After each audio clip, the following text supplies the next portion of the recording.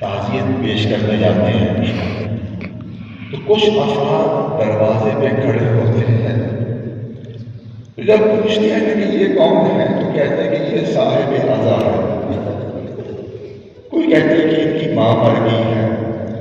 ان کا باپ مر گیا ہے، ان کی بیٹی مر گئی ہے، یہ دروازے پہ جو کھڑے ہیں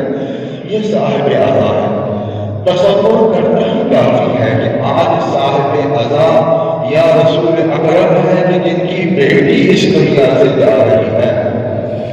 یا صاحب عزا امیر المؤمنین جیسی ہستی ہے کہ جن کی زوجہ اس دنیا سے جا رہی ہے،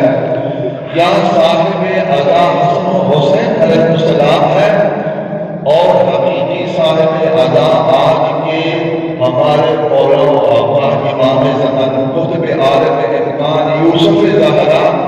جو صدیوں سے رو رہے ہیں، 1400 سال سے خون کے آنسو گریا کرتے ہیں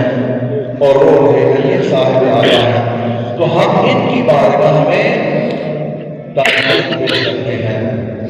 اگرچہ وہ موجود نہیں ہیں لیکن ہم تصور تو کر سکتے ہیں کہ جب آقا تشریف لائیں گے تو ہم ان کی بارگاہ میں اگر اس قسم کی مجلس آقا کے گھر میں صاحب عزا کے گھر میں اگر ہوتی تو ہم ان کے پاس جا کر تعزیت پیش کرتے۔ عزیزوں، کوئی دور نہیں ہے، بعید نہیں ہے کہ آقا ابھی بھی آپ کے بارگاہ میں جب ہوں ہمارے پاس تو ہم ان کی بارگاہ میں یہ تعزیت پیش کرنے کے لیے حاضر ہوں۔ کون بیوی؟ کہ یہ وہ بیوی کہ جب دروازے پہ تھی تو ظالم کہتا ہے کہ میں نے پہلے آگ لگائی، جلتے ہوئے دروازے کو لات ماری، بیوی در و دیوار میں پس کے رہ گئی، تو دروازے میں ایک بیت تھا، اللہ کو پانی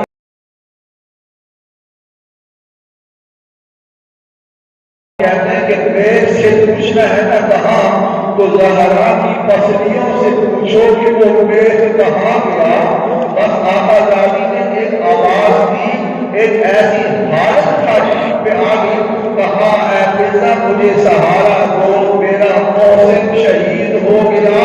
جناب فضا نے سہارا دیا، محسن شہید ہوا،